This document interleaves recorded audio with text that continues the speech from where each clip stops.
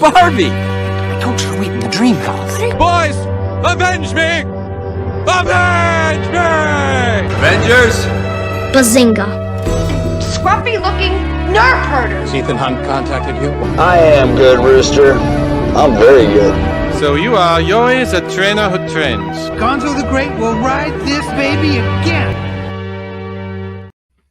Hello, and welcome to episode 76 of the Real Serious Podcast. We got a good one for you today, 28 years later, and we're back. You know, last week we did DC, and we were making jokes that we didn't have any Marvel stuff to talk about. This week, we have Marvel stuff to talk about. So, sorry for all the people who were missing out last week. This week's for you. But before we get to that, Jack, how we doing? Good. Honestly, I was a little disappointed I didn't get to see Elio this week because no one did. Sneaky, some good reviews though. The lowest Pixar domestic opening ever. Yeah, that's yikes. I don't know. Is that a good thing? Like, yikes. Well, now they got to change it up. Like, the problem is, it's like we've just been asking for new stuff, and we finally get new stuff, and now it's not doing well. And yeah, I don't know. I think they're color me insane, but I feel as though there was like a lack of heart in the trailers, and it just never like fully was appealing to me in that sense. Like, I don't know. I think back to the older original Pixar movies, and like I felt like, you know, those had a little bit more soul to them. This one just felt like generic kids movie, and obviously based on the reviews, it's not, and it has that Pixar flair. But that's just you know, that's the vibe I got. Yeah. Well, I'm gonna. I mean, as for about every other movie that I've missed the past couple of weeks, I'm gonna add that to my watch list and try and find the time. Try and find some time to go see it. Yeah, I am going to an early screening of F1 on Tuesday. Very pumped for that. Sick. Yeah. I've heard I've heard a lot of good things, but then I've heard the story overall is a little stale. But honestly, I'm just going to see some really sick visuals and me as well. See Brad Pitt just go crazy in that car. So it's gonna be sweet. But it is just Jack and I right now because Charles will be joining us in a little bit. So because of that, we're actually going to do the review first. Little switch up here for the people. So the review this week is 28 years later, as I mentioned. So let's get right into it. 28 years later, a group of survivors of the Rage virus lives on a small island. When one of the group leaves the island on a mission into the mainland, he discovers secrets, wonders, and horrors that have mutated not only in the affected, but other survivors. This is directed by Danny Boyle and written by Alex Garland, starring Jodie Comer, Aaron Taylor Johnson, Ray Fiennes, and Roscoe Hines. This was a sequel to two movies. Have you ever seen the other ones? So I watched the first one earlier this week, and then I was like, it should be good. Just to I just wanted to get a baseline for what's kind of going on in this whole the whole universe in and of itself. How did it get started? Mm-hmm. Obviously, I probably could have watched a YouTube video, but I was like, I'd heard such great things about 28 Days Later. I was like, I feel like I got to watch it for myself. You? I have not seen either of them. It was 28 Days Later was hard to find anywhere. I was trying to buy it on Blu-ray, and then it was out of print, this whole thing. So yeah, that was a nightmare to try to find. And then it finally came on streaming, and I was just so close to 28 years later. I was like, I'll just jump into 28 years later. But I didn't know about it. I knew the whole Rage virus. I knew it was quarantined to England. So I kind of knew the lore, I guess, of the universe. Yeah, and honestly, I think I really enjoyed the first one. I don't know if I have it as high as a lot of other people do. I kind of put it 3.5, but I was really close to kind of giving it a 4-star. But I'd still recommend trying to give it a watch if, I don't know, especially if you like this. I feel like that's kind of a I'm gonna try to find the time. Kind of fun origin story, and obviously Cillian Murphy's just rocks in that role. So big time. But yeah, here we are, 28 years. 28 years later. We're gonna do no spoiler first. It's kind of hard, I think, to talk about this without spoilers. So I think that'll be a very much the longer part of this. So overall, what'd you give it? I think that's probably the way to do it. Yeah, I gave it a 65. All right. I'm pretty close. I gave it a 70. Yeah. So we're kind of in that same ballpark of it's good, but yeah, just some reservations for sure. So just overall. I guess the big thing is it's okay. So going into it's man, this is hard to talk about without spoiling, which is tough because this movie is, I think, very much a nuanced. So let's just do generally. I think that the direction was great. I did like the stylistic choices. It took me a minute to settle into them, but like once I was like, all right, this is what this is. I was in.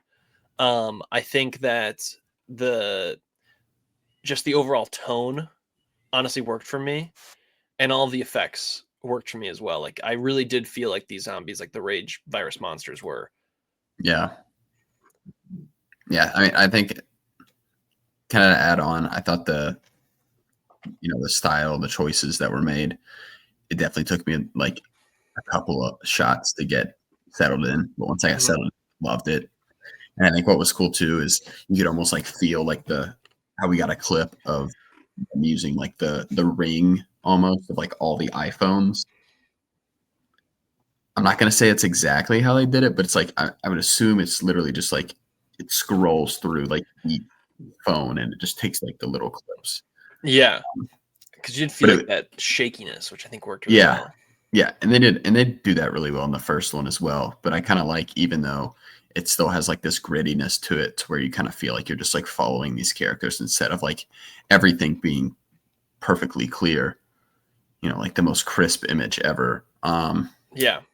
Some parts of this movie, I think that like the cinematography is awesome. I think there's a couple sequences where I was just almost like floored at how much I liked how much it looked or how good it looked.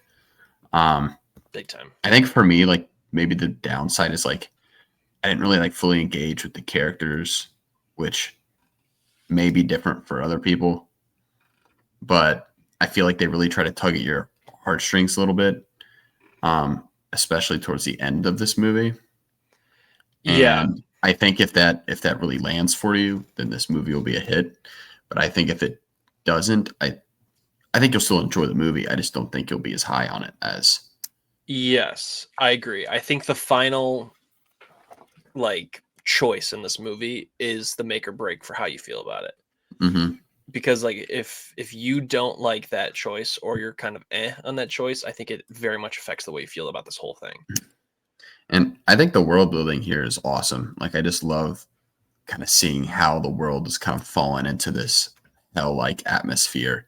Mm-hmm. And I love too the lore of like the outside world. Yes, like that was just like very interesting because I do feel, I don't know, I just kind of feel if this was reality by the point of 28 years passing, like some other country or like the rest of the world would just kind of clear house of that island, like of all of England, and just be like, all right, clean slate it. I do think it's interesting the lore of just like maybe some people around the world were just like, you know what, we'll just leave them to their own devices, and if they figure it out, they figure it out. Yeah, and I mean I think that was something which, I mean, obviously now, but in the first movie, there's just this kind of scene where they all think like, oh, the virus is like gone everywhere, like the world is totally doomed. But then they just kind of realize planes are still flying, and the world is still moving, even though just this section of the world is truly just in the worst position possible. And I think that was like a really cool like sequence in the first movie, which, I mean, I don't really think that ruins much, considering that in this one that they talk about the outside world a little bit, which is cool. But yeah, I mean, I honestly was really entertained with this. I think I was just a little disappointed. The ending, I know the ending is pretty controversial. It's either like you love the ending or you hate the ending. I think it's still something people should go see. Yeah, 100%. So I don't know. I'm never a big like zombie kind of like, neither am I. Like these movies are never like what I love, and I do like the kind of like apocalyptic like type nature, kind of like, I don't know, just seeing a world that is so different than ours. I really enjoy seeing, like an alternate reality of like what world, Earth could look like. I like that, but zombies have never been like my favorite out of that specific kind of like niche of stories. No, I'm with you. I think we were just very oversaturated for like a long time in the 2010s. Mm-hmm. And that really did affect my like ability to get into it. Yeah. All right, let's do spoilers now because I think that's where we can actually really get into some good conversation about this. Yeah. So, looking at spoilers, I think the biggest thing is the twist of who the true lead of this movie is. To me, at least. Yeah. It's sold as an Aaron Taylor Johnson joint with Ralph Fiennes, and in reality, it is basically a coming of age story for Spike, Alfie Williams' character. And honestly, I think that worked well for kind of a bait and switch. It's interesting too. It's like 2 weeks back to back. We've had movies where like the marketing campaign was different from the reality of the movie. Yeah. And I think this one works just as good as the other one, which is interesting. So yeah, I do think Spike's a great character. No, me too. I think there's definitely some choices, like for example, I don't want to like start talking about something later. Yeah, but it's like we can jump around. There's like sequences where they'll like walk through the entire forest and it just kind of like happens over the span of like 10 seconds. Yeah. I'm just like, I feel like there's got to be like more to that, you know, like you're telling me that like maybe there's not like a moment of suspense where you think that, you know, people are headed your way or something. And like, it could just be like a pack of like animals. I don't know. But to me, I just feel like some of that kind of got brushed over when like they're heading back to basically like their little island. I feel like there's just a lot of time that just like goes by as to where during that first initial hunt, I feel like just so much happens and there's constantly like something going on.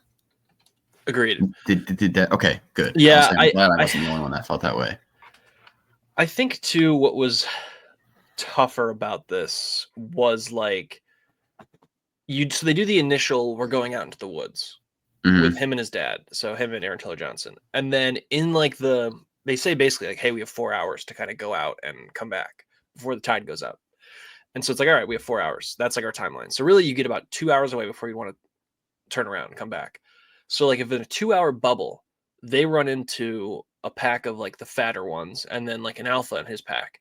So you're like, all right, this land is kind of teeming with these things pretty heavily. And then you go out and then it's like, well, they get trapped. It's like overnight, but you're still in that 2 hour bubble of like distance. And then the next day when he takes his mom out, they only run into one before like for a while. And I don't know. I think that to me was just like, I was just kind of waiting for like the next, you know, foot to drop. And I think that's too why they probably cut in the scene with the Swedish army guys to kind of bring some more action back to it. Cause clearly like, they were more invested in the story of this boy and his mother than like the whole, hey, there are zombies here. Which is fine. But I think it's hard when you promise the zombies as like the selling point and then you give us no zombies. Like that was, I think was a good addition to kind of keep the audience, at least with their zombie meter, filled. Sure. But then they gave us some weird lore implications of like the zombies. Like what specifically? The baby. Oh, yeah. No, I loved it. I thought the baby was sweet. So like what is was that supposed to be like the alpha's child? Was that the vibe that you got? I would assume so. Because that's what I got as well. This is what I initially thought happened. So I initially thought that the infected had come together and had a child, and that's how the alphas were born. Okay. That's what I was thinking. I'm like, you know what? They're infected. This guy is massive. Like, that's just a gigantic human being. I feel like the only way you really get something of that power and of that like stature is if like these two, or if like, you know, people who have had the virus come together and just create some monstrosity, you know? Yeah. Almost kind of like, have you seen Barbarian? Yes. Like I was just thinking like Barbarian there for some reason in my head. And I was like, that's just how you get some like total freak of nature. Like Goliath, you know, I mean, he was, he was sweet. But then, you know, you have this whole sequence of this woman giving birth and then the baby comes out and the baby looks fine. And is fine. Yeah.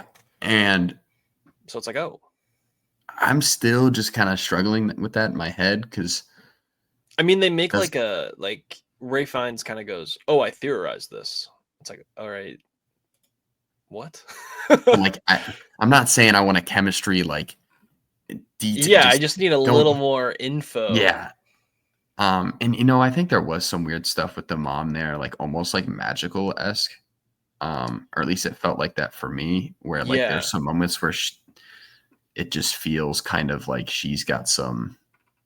Well, I was trying to remember back too, and like obviously, like I said, I haven't seen 28 Days Later, but like I got my zombie media mixed up because I was like, oh, I remember in World War Z that if you were sick, you wouldn't be infected because like the infection wouldn't want to like waste its time with you, basically. I remember that was like a plot point. Like that's like how they defeat the zombies basically in that movie. And I was like, oh, that makes sense. It's this. But then I remembered it's not the same zombie laws and zombie rules. Yeah. And so that kind of got me off. But maybe there's some truth to that where it was like,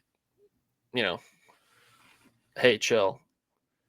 Yeah, no, I thought the sequence was sweet where like was it Isla? Yeah. Isla and the woman kind of like the hands, but then immediately after, like she just goes straight back. Yes. Like she I had a thought that was moment of super- humanity.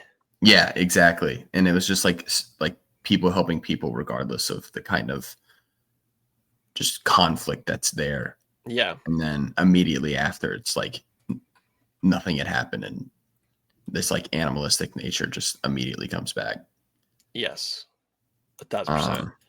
But I don't know if that's how the alphas are born though, because yeah, I don't know if the zombies. I don't think it is either. I don't know if they age. Because really? Because I mean, if they age, wouldn't you have a lot of older zombies running around? And I feel like all of them were like relatively younger, middle aged. Wasn't like one of them supposed to be like Cillian Murphy though? Like, I mean, I don't know if that's so that wasn't. So Cillian Okay. Murphy actually will be in the third of this planned trilogy.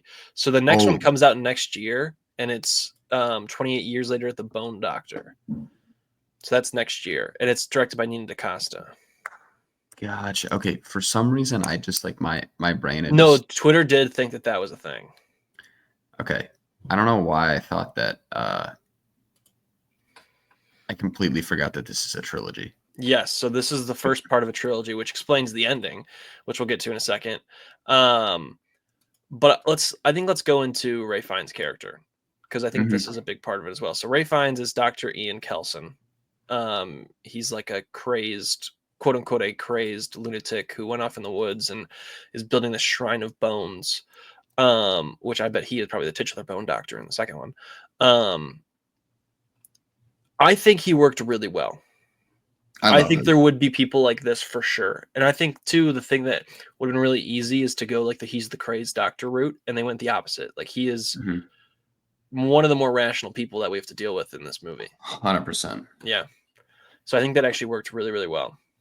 I don't know why. I think I was the only person that laughed at this, but when he was like memento mori, and he's like, oh, it's Latin, it's kind of a dead language. Well, and then he like makes a joke. He's like, "Oh, well, that's actually kind of."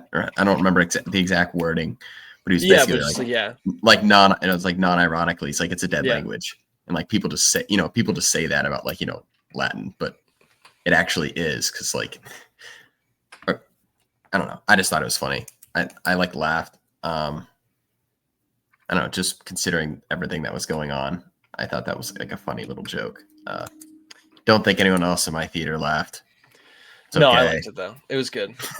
And I did like his kind of mentality too, of like that each one of these people had thoughts, and like those eyes saw, and those mouths spoke and all that. I think that was actually like a really nice way of kind of explaining away why this guy was out in the woods for all these years doing this. And I don't know, I just really liked it. I think, well, I don't know if the final like go place her skull on top of the spire worked fully for me. I think that the message still was good. Honestly, I think that it was more impactful when they did it with the soldier. I thought like that was like a good moment where it was like, this guy did save you, and like, yeah, he was kind of a jag and didn't super know what was going on. But he did, for a moment he was a hero, and he was like a person.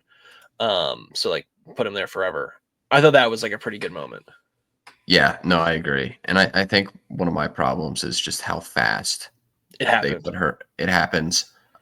Yeah. But I loved everything about Ralph Fiennes' character here. And I tried to find the exact quote, when they're talking about it, and I was only able to pull up, when the doctor's talking to Spike and he's saying there's many kinds of deaths and some are better than others. Like that those couple lines of like dialogue were just like amazing. And I'm not going to say almost saved the entire movie for me, but I think if they had kind of pivoted in a different direction after that, and it like, they didn't just immediately kill her and throw her head on top, I think that this could have been a very different way that I like viewed this movie. Cause I thought like right there, like, man, like they're actually kind of like tugging at something here. And then immediately she's gone and her head's up on the top of the skull Christmas tree. Yeah. I was like, something's working here. This is working for me. I just hated how fast they put her up there. They did. They threw up there real quick. And I don't know. Like, I feel like they could have, I don't know. It's hard to write a story like this and to. I think this was clearly the act one is kind of my solution to all of it. Whoa. This is clearly act one to all of it. I mean, we were going on a clear journey, and I think the journey that they set up is actually pretty good. I mean, you have clearly like the dad's coming after the son. You have now Alf, like you have Spike kind of running across the world or England to try to figure out like where his place is in all this. He is now kind of unburdened by his mom, who was kind of the person he was trying to look out for the most. You've set Ralph Fiennes up as like kind of a very interesting character. And then you get the final little bit with the Jimmies, which, hand up, I thought was pretty rad. I thought it was pretty rad. I definitely don't think it's for everybody, but I kind of thought it was pretty rad. Yeah, I don't know. It just took me out of it. I feel like it was just so tonally different than everything that we'd gotten up to that point. And yeah, no, I don't disagree. I think the odd part for me is that they basically, and I'm not going to say they like marketed this movie to like, they're like, oh yeah, or like, Jack O'Connell's in it too. But then bro pulls up for like, well, yeah, but he pulls up for like 5 seconds. Yeah, and I mean, remember like, like, up for the next one basically is what they were doing. But I will say I am intrigued to see what they do with this character, and I feel like it's a good starting point. Yeah, I don't think it's as thorough as I maybe would have liked. I feel like Aaron Taylor Johnson, there's a lot, just very difficult character to just kind of comprehend, and he's got a lot of layers to him. And I feel like I would like to learn more about that character, why he is the way that he is. And I think everything about the mom was so mysterious in the beginning that I just couldn't really like grasp everything that was going on until kind of like halfway through the movie. I don't disagree. I think personally, if I was the person in charge of this trilogy, the way that I would have went about it is maybe the first movie is about a person who had a life prior to the change of the rage virus. And it's like, how do they morph into a new person because of this? Like, how do you change over 28 years to now survive in this world? And then the second one would have been about a person who was raised in this world. So like, to me, the second one should have been then about Spike and like his mindset in a world that only has ever been this. And then maybe the third one is kind of like the culmination of those two together, where it feels as though maybe they're doing the opposite approach, where it's like the Spike story comes first, and then they're going to focus on the Jack O'Connell story, which is the Jimmy story, which is the young boy who had a life prior to, and now has been morphed by the rage virus into basically a caricature of a Teletubby, which is what he was watching when he was a kid. And then how does he change because of this world? And then maybe the third one is kind of them finding a humanity again. And that's how we're going to get Cillian Murphy back. He's in the third one, apparently. So I think that's kind of the path they're taking. I do think, though, that as weird as the Jimmies are, that is so realistic to what people would probably do. I think for sure there'd be a group of people out there who like make it fun. Like they're just like, this is life now. Like we're just gonna have a good time and do sick backflips while we take out zombies. Yeah. I thought it was not funny, but it's like just the end of the line. They like they shake hands and they're like, yeah, like we're gonna work together now. We're gonna be a team. Yeah, they're like, this was pretty cool. So yeah, I don't know. Did they almost play like the Teletubby like sound while it was going on, or was that just like I didn't watch Teletubbies as a kid, but they did in the beginning. I don't remember if the end. I don't know, but there was just some goofy music playing during that like final little battle. Yeah. Yeah, I don't know. I'm hoping that we get more of Ralph Fiennes because I feel like I think we will. The second one being I could have called spent so much time with his character. I feel like there's so much to unpack. Like, why is he the way that he is?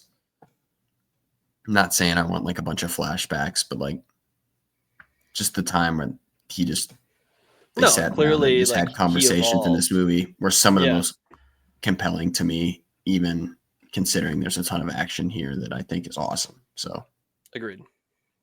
Big time agree. But yeah, overall, I think it's funny. This is back-to-back weeks where it's a movie that has a very different marketing campaign than what it was. And you and I talk about it in kind of a more negative light than I think we actually feel about it. Yeah. And they could not be different movies, like farther apart movies. Yeah, no. 100%. Like they could not be more different. Which is just very, I don't know, it's just a funny little coincidence that we've stumbled upon here. But yeah, I think that's it for 28 years later. You said just 65? Yeah. And I had 70. So relatively close once again. We both liked it, but still think could be better. I do think the second one actually I'm very excited for now after seeing this one because I feel like now they've settled in. Yeah, well, I do think the Jimmy's plot line will be very interesting. Hopefully, I just can't believe I completely forgot there was a trilogy in the works here. Yeah, I genuinely was just watching this story and they end it, and I'm just like, "What is this? Like what the heck's going on here?" Yeah. No, the second one comes out literally next year. It's in post-production. Like it's already filmed. It's in post-production right now. It comes out that's sick. January 2026. See, you gotta just film everything, and then you can. I'm shocked this didn't end with the trailer for the next one. That's like. Oh really? I kind of thought it would. I mean, it basically did actually. Now that I'm thinking about it, it kind of did. It was just like, hey, come to the next one, guys. There's a good chance for this next one to be kind of get more characters involved and also the fact that these zombies run is really scary. I don't like it. I like slow zombies. They're like super fast. Yeah, slow zombies I can deal with. Fast zombies is a little scary. I don't know, but would recommend go see it. I mean, it's still definitely a lot to love, but definitely a lot that. They should end the next one the same way, but just with Cillian Murphy doing the backflips. That would be great. Hey, it's me, Robert Oppenheimer. I'm here. Man, that'd be awesome. All right, let's get into some news. We'll save the things that I think Charles will be most interested in for last. First piece of news is happy 50th anniversary Jaws. The 50th anniversary of Jaws just happened. If you didn't know, it was on NBC the other day. They played it in its entirety, which was pretty sweet. And yeah, this was just like a really, just like maybe arguably a perfect film. Yeah, start of the summer blockbuster. Yeah, truly, it did change. Like, you say what you want. Like, you could like it or not like it, which if you don't like it, listen, okay. But it did change film forever. Like, it changed the mindset of what a summer blockbuster was. It changed pretty much everything. Like, it became so commercially successful. It changed Hollywood because Steven Spielberg became Steven Spielberg because of this. And it's just kind of also insane that, like, since I watched Fabelman so recently, I have like it kind of at the top of mind. The fact that he was like 24 and they were just like, yeah, you got this is insane to me. It's just insane. Yeah. Makes you think a little bit, makes you reflect and consider your personal life choices. Yeah. It's like, oh, I'm not directing Jaws. This is like arguably the greatest, of all time though. So I think he has perfect. That makes sense. Yeah, it's so arguably perfect. It's insane. But yeah, so shout out Jaws. You did it, guys. Next up is Roadhouse 2. Dave Bautista is being eyed for Roadhouse 2. He's going to join over and be a villain against Jake Gyllenhaal's Roadhouse guy. What just so forgettable that movie. I forget it completely. Yeah. I'm just surprised that they're coming out with another one. I just don't care. I agree with you. I remember the first one was just forgettable, and yeah, there's maybe some hell yeah moments in there, but not hell yeah enough for me to remember them. I really thought that Jake Gyllenhaal was gonna just like be the guy, and it just disappoints me to no belief looking at his IMDb. Hey, he's in the upcoming M. Night Shyamalan movie. He's also in The Bride, and he's in something called In the Gray, which apparently comes out this year, and that's Guy Ritchie, Isa Gonzalez, and Henry Cavill. So hey, let him enjoy the slop. We'll see what he does with M. Night Shyamalan. So can I just read you the last things he's been in? All right, since Spider-Man No Way Home, we're gonna skip that and we're gonna move on. He was in the John Mulaney special on Netflix, a movie called Spirit Untamed, where he was a voice actor. The Guilty, a product commercial, Ambulance, which arguably was great, Strange World, which was one of Disney's bigger flop animated movies ever, The Covenant, which did fine, Roadhouse, and Presumed Innocent, which are 2 streaming projects. Yikes! It's a strange world. Oh. I always get that clip on like TikTok or something, is where he's promoting the movie, and they ask a question. He's like, it is a strange world we live in. Nice. And everybody's like, oh, nice.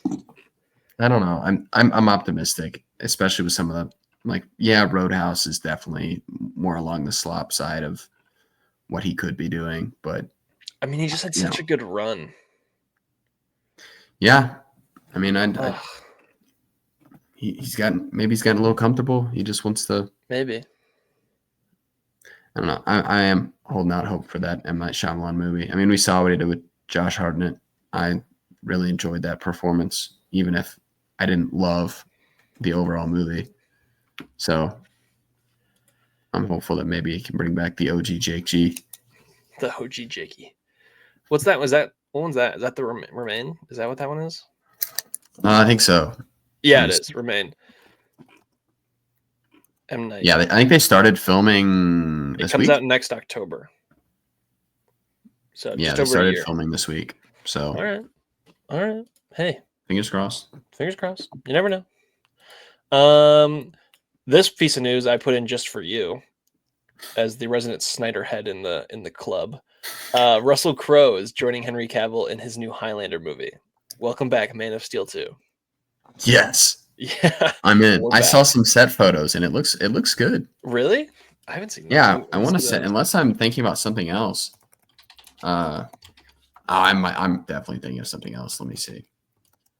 I didn't even really started pre-production on that. They probably didn't. I'm totally thinking of something else Russell Crowe's in right now that I saw. I know this is Chad Stahelski though, which is is my guy. And also now your guy based on your Letterboxd. Yeah. I've been seeing. Yeah, he's the Mr. John Wick. I don't know. I really hope this is good. I mean, an immortal Scottish swordsman facing off with other immortal or warriors is just like the coolest sounding thing ever if you do it right. Yeah. This has a very high chance of being like the Henry Cavill Renaissance movie. Yeah. And I've never seen the original. Neither have I, but I don't think it's very good from what I've been told. Okay. What I did find what I was thinking of, and I'm here to tell you, the thing that I was thinking about was the complete opposite of oh no of what this is. Oh no. Russell Crowe is starring in a movie on the Nuremberg trials. Oh, so yeah, real close. Yeah, really close. Big swing and a miss for me on that one, dude. Looking at Henry Cavill's IMDb, it's a bit depressing. DC screwed him, man. Okay, so like he did little start Man of Steel, then he did Man from U.N.C.L.E., which I thought was quite good. I'm not even seen that. That I recommend. which they also set that up for a sequel that never happened, which stinks. Then Batman v Superman, and then he was Justice League again following year, and then Fallout, which arguably is one of the greatest action movies of all time. Yeah. And then he did Enola Holmes, which is good. And then from 2020 on, here we go. Ready? Zack Snyder's Justice League, Black Adam, Enola Holmes 2, The Witcher, Argyle, The Ministry of Ungentlemanly Warfare, and Deadpool and Wolverine. His last credit is in 2024 in Deadpool and Wolverine. Ew. Yeah. I want Henry Cavill in some high class cinema. You know? Arguably, Enola Holmes 2 is the best thing on that list. He actually is very good in the Enola Holmes movies. Really? Yeah. He's actually really good in those. I'm just not the target audience for those. Neither did I thought I was, but like he actually is good in those. Okay. Maybe I think you should, if you just give the first one a watch. They're shockingly above average streaming movies. Okay. I'm not saying they're great, but like they're above average. Also, he's in Voltron, which is coming out, which is a Henry Cavill, Sterling K. Brown number. That's in pre-production, or in production actually right now. So that's kind of cool. And then Enola Holmes 3 is also in production. And Nova with Glenn. Oh, like the Nova Marvel show? What? I don't think he's actually in this. That's just an IMDb. But just like, dude, come on. Get a new agent at this point. You're better than this. Hey, maybe he's just taking some time off and, he's pulling a Chris Evans. He's just trying to, trick us for a little bit. I mean, maybe. Yeah, he does need him in a rom-com, I think would be great. I think he would do really well. Really? I do. I think he's got enough charm to pull it off. I mean, watching Ministry of Ungentlemanly Warfare, I feel like he's got the humor enough where he could be kind of one of the guys in it. They would just make a Henry Cavill rom-com and the actually just full of dudes. Arguably, let me put this out there. Arguably, would Henry Cavill have been great in The Materialists as Pedro Pascal's character? I'm just saying something to think about. No, I think Henry could have killed that role. Yeah, he would have been very I think definitely the Pedro Pascal fan base worked a little bit better for this one in terms of just marketing overall. But I think Henry Cavill totally could have killed a rich man, he could have killed that rich man role. So yeah, it's almost like he could have been James Bond. It's almost like actually we have news about that as well coming up. What the heck? All right, Dune.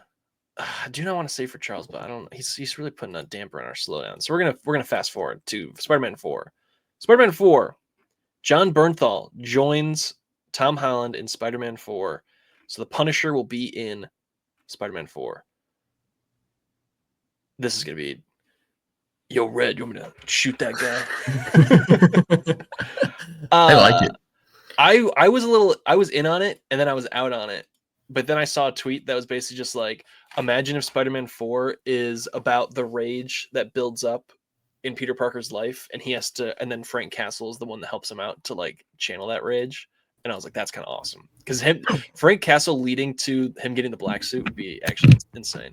I would like Charles, he's here. Fellas. What's up, man? What's going on? Dude, the fans were clamoring for you. Yeah, last week and this week. Last week and this week. Sorry I'm late. By a lot. Hey, it's all good. Honestly, we talked 28 years later for a good chunk, so you've only missed two pieces of news. Some awesome stuff about Roadhouse. Yeah, Roadhouse 2, Dave Bautista, and Henry Cavill Highlander is going to have Russell Crowe in it. That's really all you've missed. And also Punisher is going to be in Daredevil, or in Spider-Man 4. Any thoughts on any of those so far? I saw that third one, Punisher and Spider-Man 4. Also, did we talk about Zendaya and the guy? Not yet. We were about to get there. Oh, yeah. Well, good transition then. Yes. Good job on my part. Okay. So, wait, did you guys already talk about what you watched this week? No, we'll save that for. We're gonna do it at the end. Actually, we're gonna save that for you. Okay. So yeah, Punisher will be in Spider-Man 4, and honestly, I think that if they went the anger plot, where he fell more and more into anger, and Frank Castle was kind of his mentor in that. Not be bad to lead the black suit. But now leading to what Charles just said, Zendaya and the other guy whose name slips my mind. What's his name? Anyone know his name? $1 to whoever remembers it first. Wait, what? Ned Leeds. The actor's name? Yeah. What's his name? It's like Jacob Batalon. Got it. When I googled it faster. That was going to be my first guess. I could tell. So they're apparently going to be also in Spider-Man Brand New Day. Hang on, let me look in the camera here. They better be cameos. Damn it. If they're full-blown characters, I'm going to be so disappointed. It needs to be like Spider-Man, like swinging through the city, and they're gonna be like, "Whoa, watch out where you're swinging, man!" And it happens to be them too. Or he's just like kind of keeping watch on him, like he just from a distance. Like basically, I want the scenes from Amazing Spider-Man 2 where he's like watching her, but with them. That'd be great. Yeah, no, I would love it. I think they don't need to be big characters. Yeah, but unfortunately, I feel like what we've gotten from Marvel over the past couple of years, I feel like they're gonna find a way to like. Probably undo everything that they did. See, it's like I think the ending. I haven't watched No Way Home in I don't even know since it came out. So like 3.5 years. I don't know. It's been a while. But like I think that I'm worried to watch it again because I know it's like all the cameos are super awesome, but then it's like how does it hold up by itself? It holds up pretty good. But I think what it does in the ending, I think the ending is like what makes it, is it gives the best it that part. impact. Yes. Is that it allows us to have Spider-Man transition from, oh, he's always got so many people to help him. He's got Iron Man constantly on by his side. Now he's got Doctor Strange. Now he's got the other Spider-Man. Like, let him be alone. Let him be by himself. Let him Spider-Man 2 this crap. You know, yeah. Like, let him be alone with his thoughts. Let him just get crazy depressed and just be Spider-Man. I'm with you. I think 2 would be interesting, and I saw it. This is not an original idea. I saw this on the internet. You know, in The Substance, how outside of her window is like the younger her in that giant. If they did that with MJ, and just outside his window is like her now, because she's like kind of going that actress model route, and just have a giant Zendaya like banner out there, and he has to look at it every single day. I think that would be like a great little just thing to do. Almost like a La La Land walking around the corner to work, and she's just staring and she's in just the there. face. Yeah, every day he swings by it, and he has to go right by it every day. I think that'd be awesome. Yeah, it's brutal. That would definitely make him really depressed. Yeah, I think that if they do it right, doing a little cameo and like using Punisher as like kind of the anger, could be an interesting way to lead to the black suit. Hand up though, I don't know if they're gonna do it right, but I do trust Destin Daniel Cretton, who is directing this. So we'll see. The next piece of news I did say for Charles, and that is Dune 3. They have cast both Paul and Chani's children. Jason Momoa's daughter will play, or son? Yeah, son will play Leto II, and Ida Brooke will play Guion Mia. So that sounds like some nepotism, but oh well.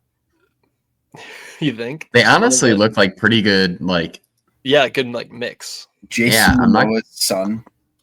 I genuinely, when I saw the name, I was like, oh, this is definitely gonna be like crazy. But I was like, I kind of see the vision here. I don't know how much of a role they have in Dune Messiah. I always knew in the Children of Dune they had a big role because obviously they are the Children of Dune. But I don't know in Messiah if they have that big of a role.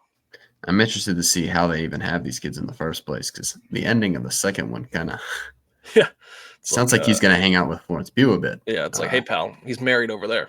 What the heck? Yeah.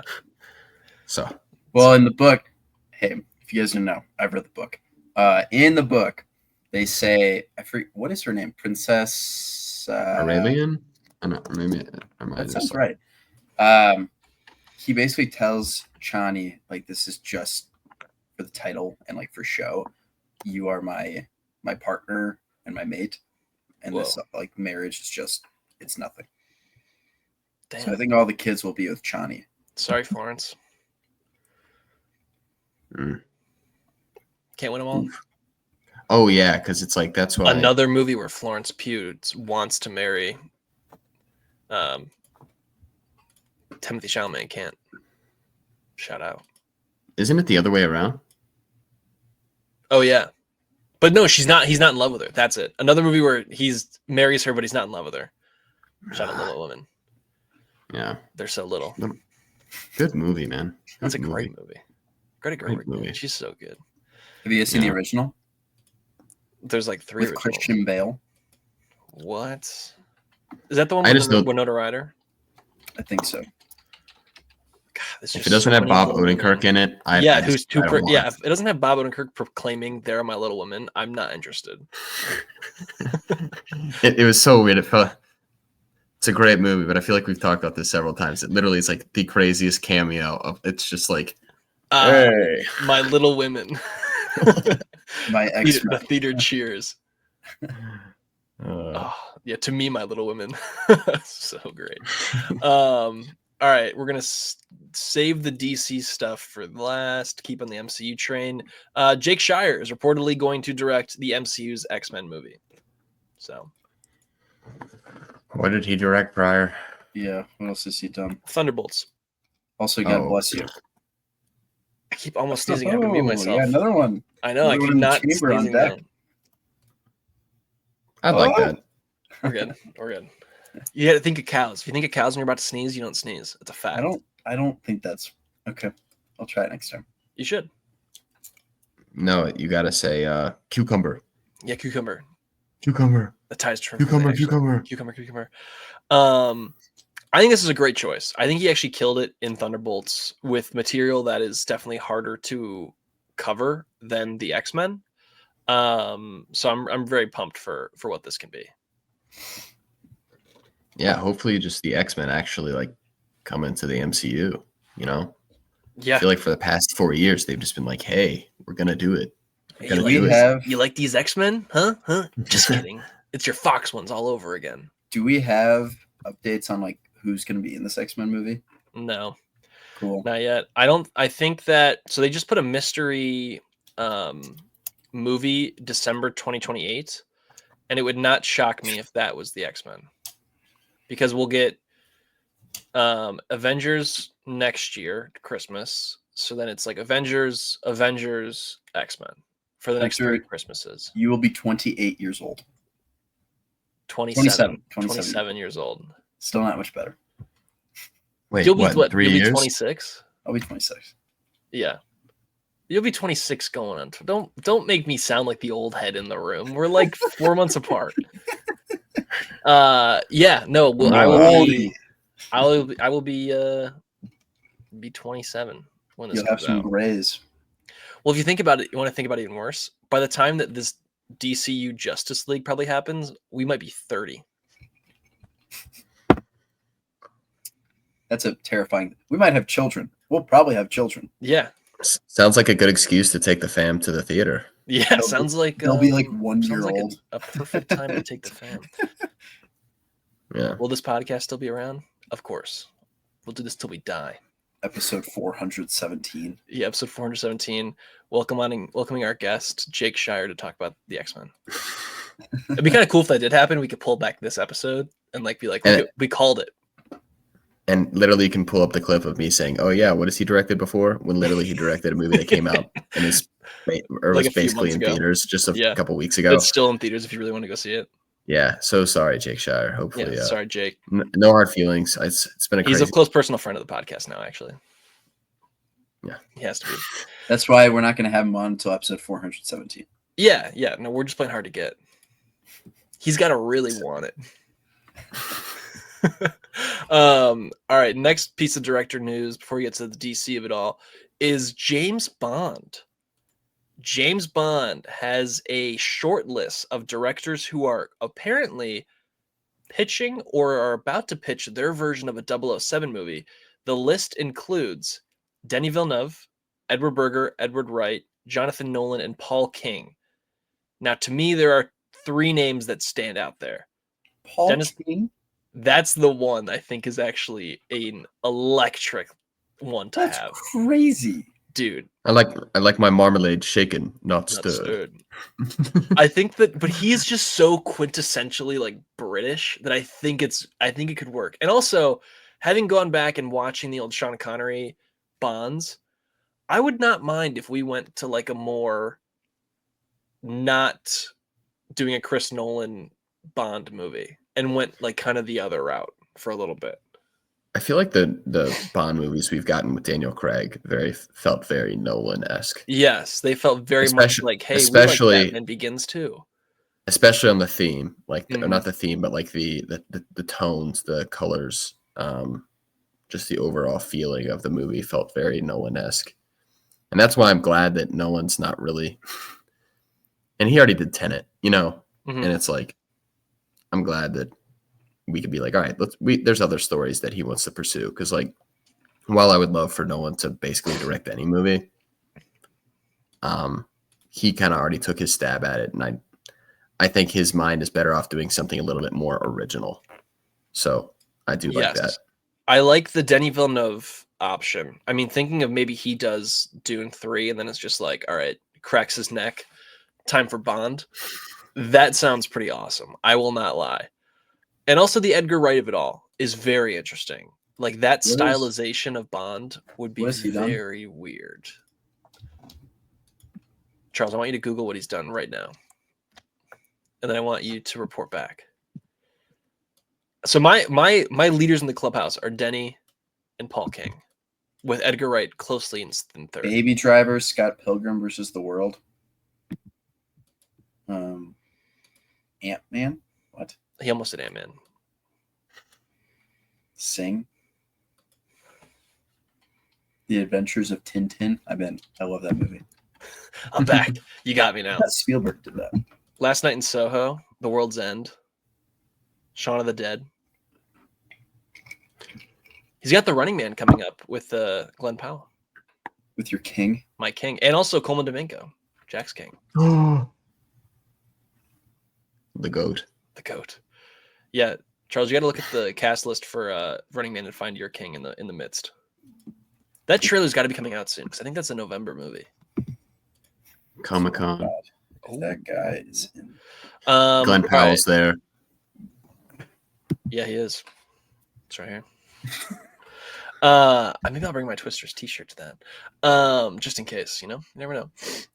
Next up is Clayface. So Clayface has found its cast. It has found it is going to star Tom Rhys Harries, who has been in a couple things like The Wolf King, an episode of Doctor Who, White Lines, which I think is on Netflix. He's relatively unknown, but he will be starring in the Clayface movie as Clayface. It is going to be R-rated. It's going to be out next September, and it's going to apparently be a story about AI, like kind of with the backdrop of AI, of like how we do all the fake face tunes and all that is kind of like the thesis of it. Kind of in on it. I know so little about Clayface. The episode of the animated series about Clayface is very, very good. I remember it very much scared me when I was a kid. Is he pretty much the Sandman of DC? In a very simple sense, yeah. Okay. But Clayface can like be whoever he wants to be. Yeah, Clayface morphs into whoever he wants to be. Almost like a Mystique, but they is also kind of like Sandman. Yeah, like if Mystique, Sandman, and kind of like the Hulk were like a one and the same. So he's like OP. And he's a Batman villain. How'd Batman beat him? Batman sometimes will freeze him, and then the clay freezes. So he can just the power of friendship. Yeah. Prep time. He beats him with prep time, basically. Prep time. Every time. So yeah, that's coming next year. So that'll be like, I guess, movie 3 from this new DCU group. So pretty interesting. Yeah. And then the biggest piece of news from the entire weekend and everything is the Batman 2. Apparently, Matt Reeves will be delivering the Batman 2 script on Monday, the 23rd, which is the day that you are listening to this podcast. So if you're listening to this podcast when it releases on Monday, the script apparently is in the hands of James Gunn and the executives at DC, and they are reading Batman 2 script. That's pretty cool. I don't know if I like just feel scared about this. I'm really nervous. Just because it almost feels like by tomorrow it will be there. It's like I feel like the creative process I just don't know if it works that way, right? Like I feel like it's just like either have it or you don't. And it's like having like an overall deadline. I don't know. They're supposed to film come the early to next year is the plan. I just feel like we've heard so much about this movie, and I feel like a year ago we were like, all right, we're finally going to get going on this. Mm-hmm. And then it didn't happen. So honestly, until people get casted until they say a filming date, it's going to be hard to get behind it. Exactly. I wish I could say that I'm excited, but they've almost kind of like the boy who cried wolf. I feel nothing. I feel nothing at this point. They can tell me that Batman. They can tell me that Mr. Freeze is going to hang out with Batman and freeze Clayface, but that means nothing until I see a nice little James Gunn announcement on Instagram. Yeah, we are ready. And then we're going to get the crossover in the Batman. Speaking of James Gunn announcements, that poster is so awesome. We posted it on our Instagram. It's a great poster. I would like that on my wall. I think that's one of the best posters for any superhero in the past. Like in a very long time. Like maybe even longer. I want to say I saw a video this week about, I think it was Cinema Joe. He posted a video on like the dying art of the movie poster. I want to say it was him. I mean, we used to like have them drawn. Yeah, there's also another video I saw this week that has, but yeah, I know. And it's crazy because, every now and it's like, we'll get a good poster every now and then, but I feel like we should always be getting them, like for example, when I'm always on Letterboxd and stuff, I feel like I never choose the posters that are the ones that are like official posters. Yeah. I always choose like the fan made posters, Yeah. I'm like, man, like, I don't know who's like doing the marketing or like if they just have really tight budgets for this stuff, but like, man, like there's just like so many cool posters that are out there, but just are never official posters. It's amazing when posters like stick with you too. Yeah. And I think like a good poster, like is just an extension of the movie and like will stick in some, will stay in someone's head. And it's like, for someone to like put that up somewhere, like that's an extension of your brand. And I think more movies need to, build out these posters just because I think it is that important to the movie. Yeah, no, I agree. I mean, I think too, like walking through the lobby of the cinema, it's like, those are the stuff that grabs you. Yeah. And I think this one was just so perfect because it's like, obviously it combines the classic Superman poster, but then obviously throws in David Corenswet into just basically it's like on the cover and then has all the little characters at the bottom. So I liked it. I'm with you a lot. So I'm very good. Just wanted to throw that out there. Have you guys seen all the hate that these trailers and posters and basically everything coming out for Superman? Everything, dude. It's like the loud minority of people are just like the most insufferable people ever. Like there's so much hate in the comments. Like, oh, you look so weak, not my Superman. That's what I always like respond with in like the group chat. Like it was the trailer you sent me this week, Hunter, where it's like he's like, I'm human, and I was like, oh, they're making my Superman soft. This is really pissing me off. This is not cool. Yeah, it's just it's almost embarrassing. Some of the best ones too are like the people who are thinking, oh well, my Superman didn't have to say these things out loud. It's like, dude, your Superman had no personality. Like, what are we doing here?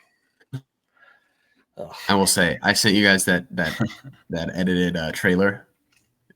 It was pretty cool. Pretty sweet. It was pretty cool. It was pretty sweet. Yeah. All right. Let's get into the trailers, and then we'll do what we watched this week as kind of a weird reverse episode. The first one, we'll do Toxic Avenger. This has been ready since 2023 and has been waiting for someone who's going to distribute it, and apparently is very good. Comes out in August.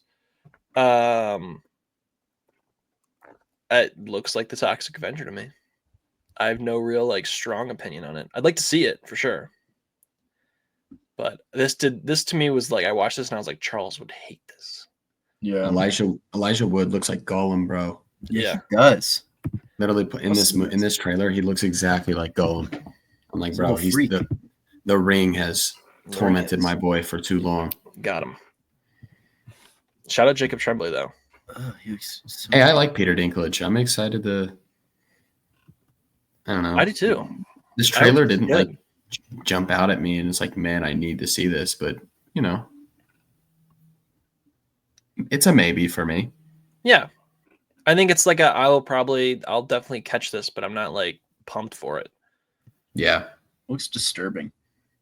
It does. And then the better trailer was Deliver Me From Nowhere, the Bruce Springsteen movie starring Jeremy Allen White and Jeremy Strong. I thought this looked awesome. It did look very good. I'm still tired of the biopics, but this is one of the better looking biopics in my opinion. It's got a little style to it, which I like. Yeah. I think it's funny because you go online. I watched it and I was like, yeah, just from the color choice, just like the overall, like I feel like the color. I don't even know how you'd say like the coloring of this movie. Like, I think the lighting. The lighting and everything, it was just, it almost felt like a extension of A Complete Unknown, and everyone online is just like, oh, we're going to have a cinematic universe. Timothée Chalamet is going to show up at the end of the movie and be like, hey, I'm putting together a team. I'd like to yeah. I feel like we make this joke about every I'd like to talk to you about the Live In initiative. No, but like for example, like the Elvis biopic. Like, yeah, the post-credit scene here is Michael Jackson. No, but like while I think that and the Beatles, while I don't love the Elvis biopic as a whole, I think it distinguishes itself as just such a different biopic. Not only, I mean, obviously you have Baz Luhrmann, who's just a madman and who just does what he wants, which I think really helped, you know, kind of separate that movie from the everyday biopic that we see. But I'm like, I feel like there needs to be some really big, just like creative, like swings, just to like really keep, I don't know, people engaged into these movies. And I'm excited, you know, like I love Jeremy Allen White. And I like Jeremy Strong. So especially I'm big Jeremy guy over here. Yeah. I mean, I'm about like, I love the Jeremys. I'm about like, I don't know what, halfway through season 2 of Succession. Jeremy Strong, he's great. He's great in The Apprentice, you know. So I think these are two actors that have like potential to like give really good performances. I'm just like, is the story going to land, or is it going to be the average, like basically everything we've seen, and it's the most average thing? I don't know. I'm rambling, but I agree really with you, Charlie. I'm pumped for David Krumholtz though. This guy, keep getting work. Love it. It's my guy. No, it would be kind of cool though if this just like really was different. Yeah. It would be. What do we think the odds are though? Charles, you should watch Dewey Cox. I think that you would very much appreciate that movie. Dewey Cox. I don't know if it's streaming anywhere. Dewey Walk Hard, the Dewey Cox story. You should find and watch this. I think this would be right up your alley. It's basically like they just it's like a fake biopic.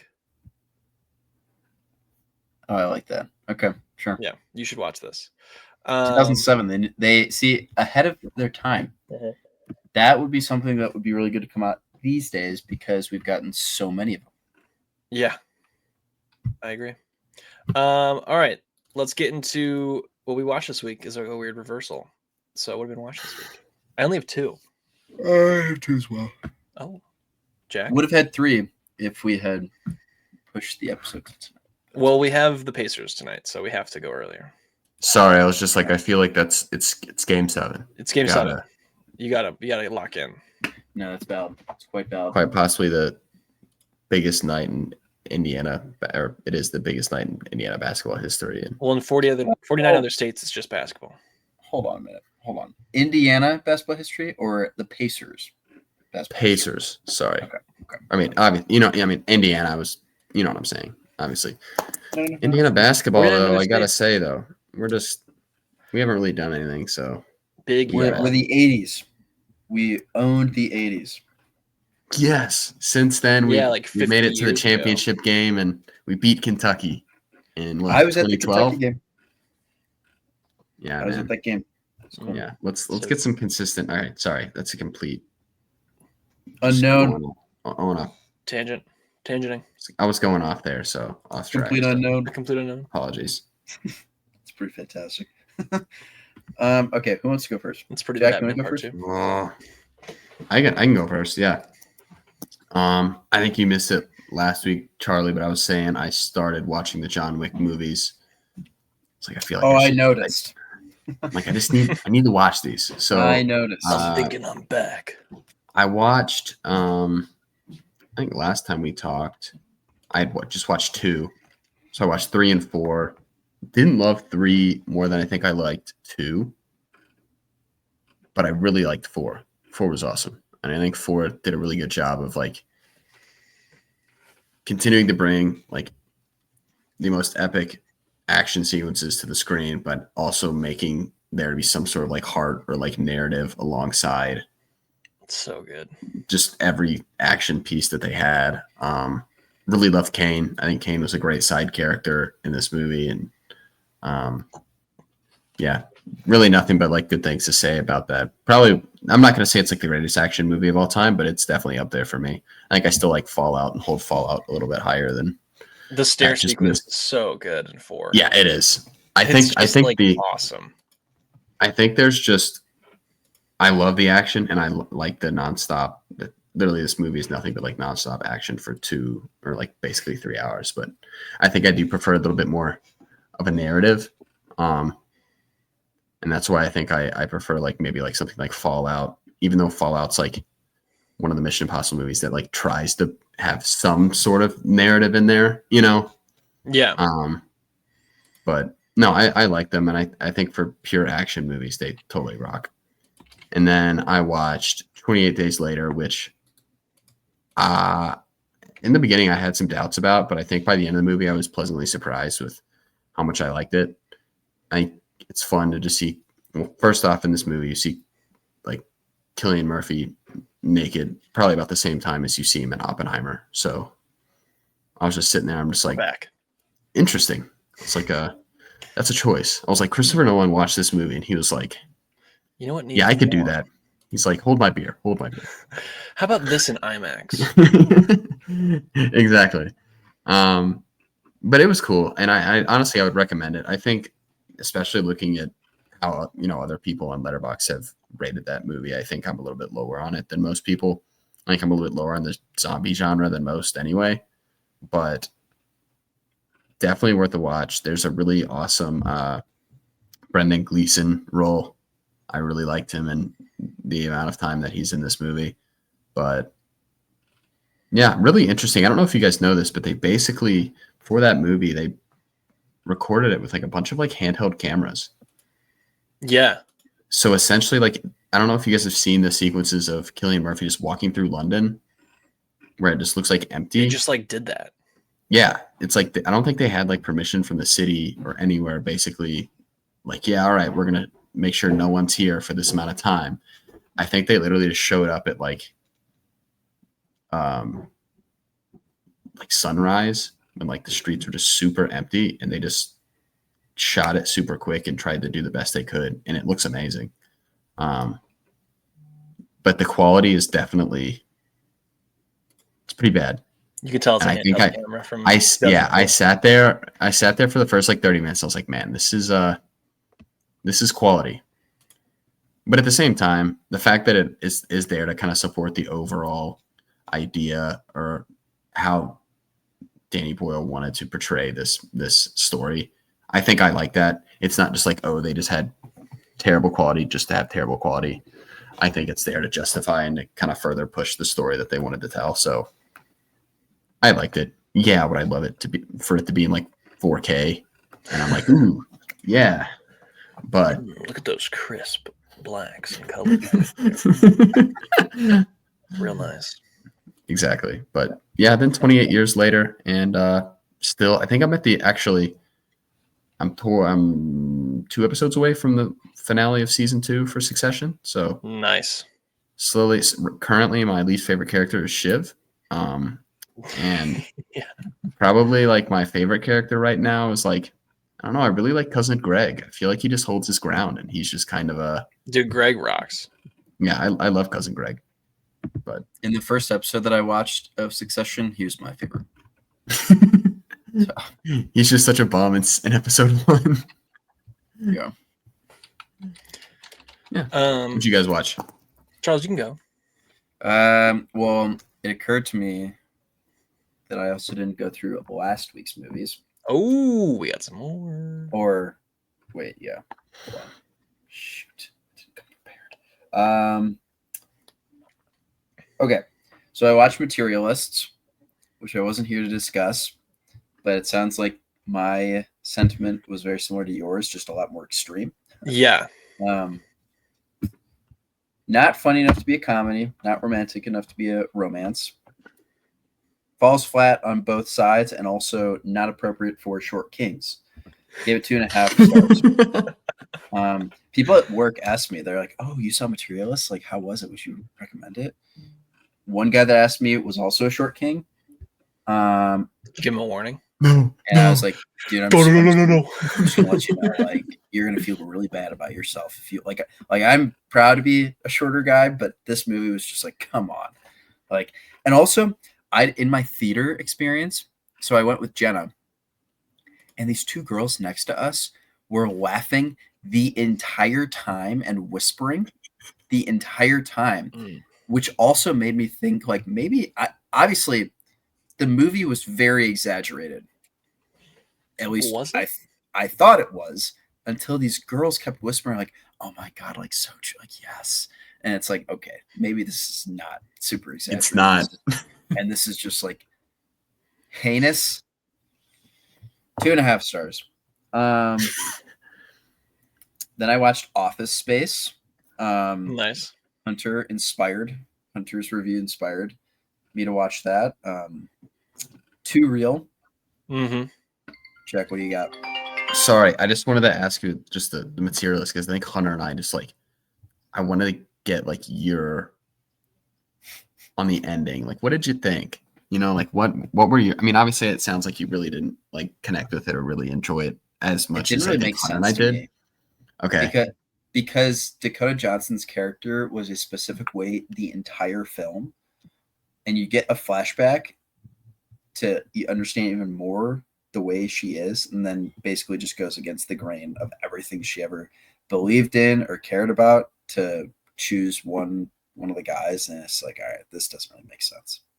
Yeah, I don't know if you've seen a bunch of like the just comments and posts and everything online, but it's just like the controversy over the movie. It's just like, would you choose like Pedro Pascal's character or Chris Evans? And it's like, yeah, I thought it was just interesting. I don't know. Maybe you didn't. Dakota Johnson's character would pick Pedro Pascal. That made no sense. Why she didn't? Okay.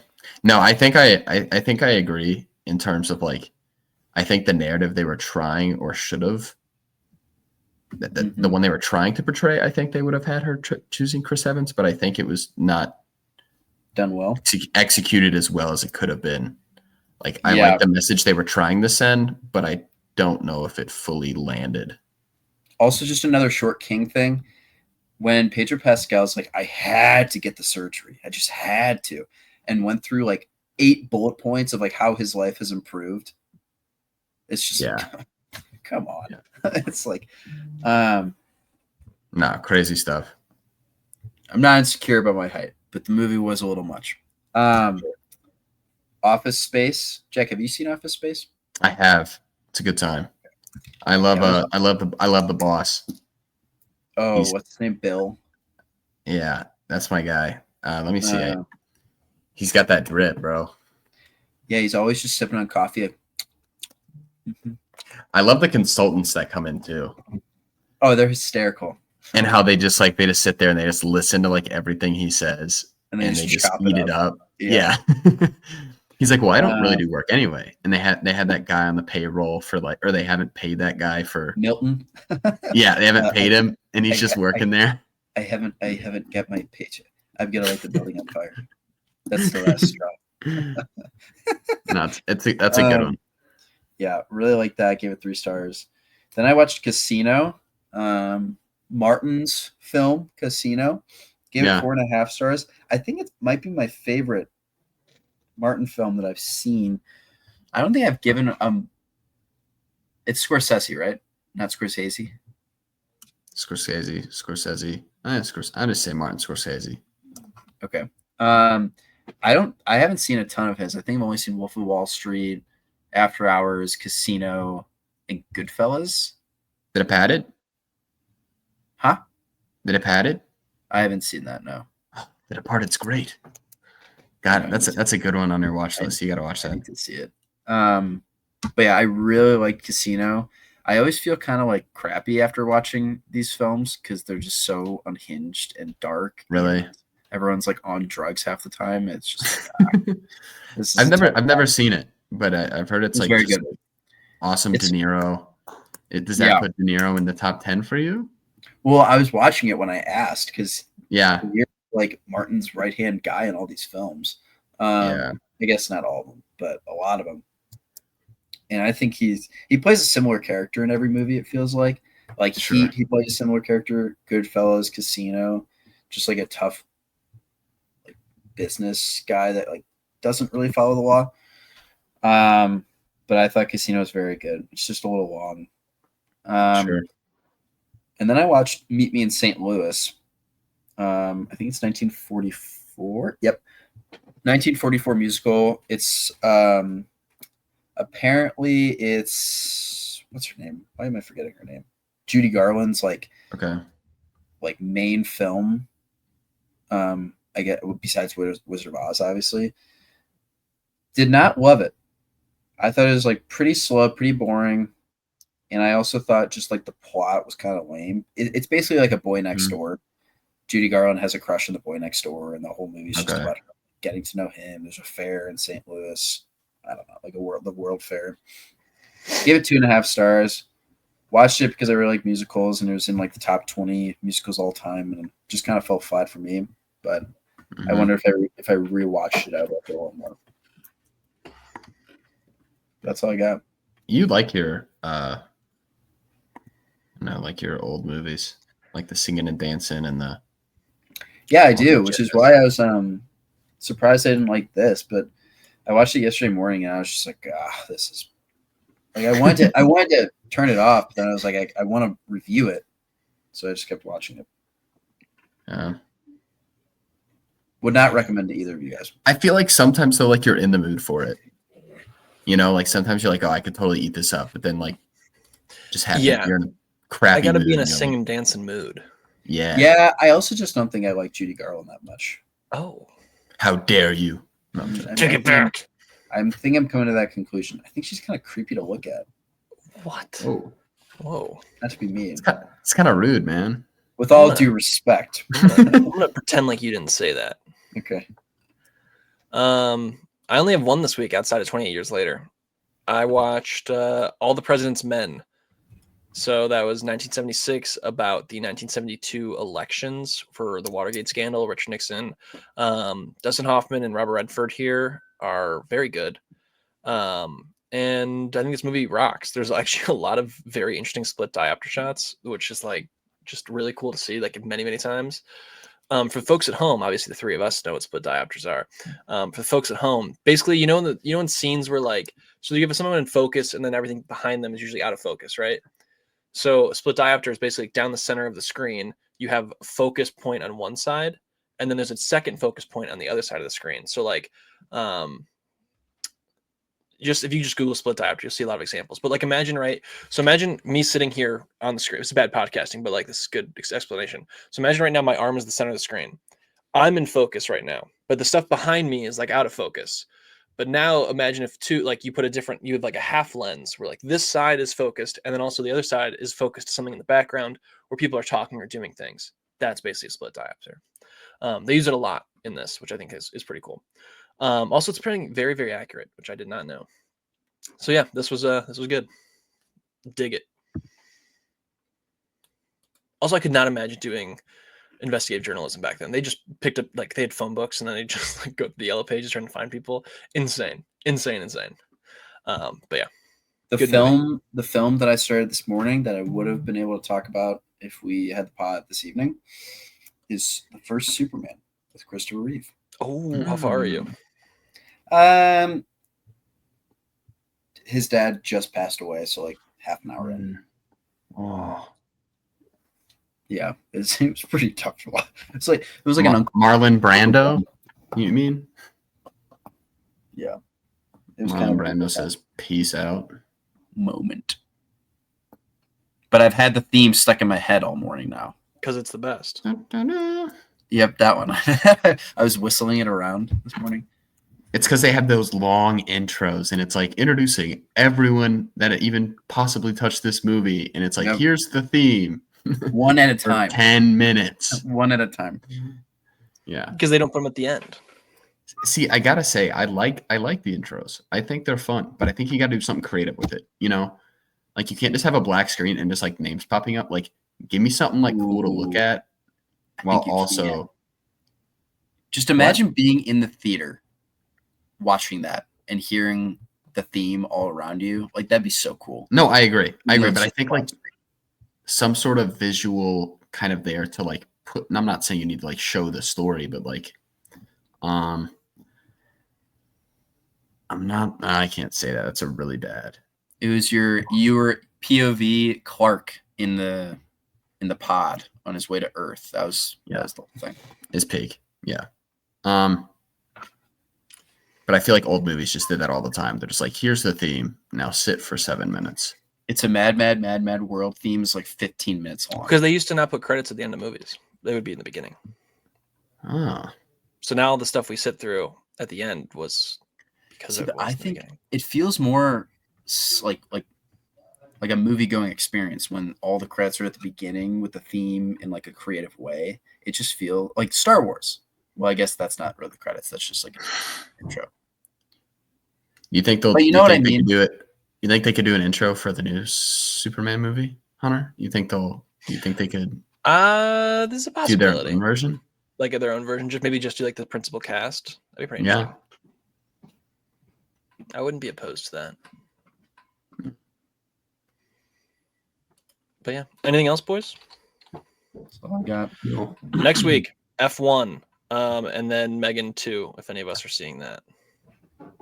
One of my cousins saw F1. Oh, already? It's like a special pre-screening thing. Yeah. Nice. Get that. I'm going on Tuesday. Get the helmet. I'm gonna go on Tuesday, so I'm pretty pumped for that. Okay. All right. But yeah, till next week then. Thanks for coming late, Charles. We do appreciate you joining us still. Thanks for having me. Sorry I missed out on the first half hour of fun. Hey, it's all good. All right. Well, till next week, boys. Peace.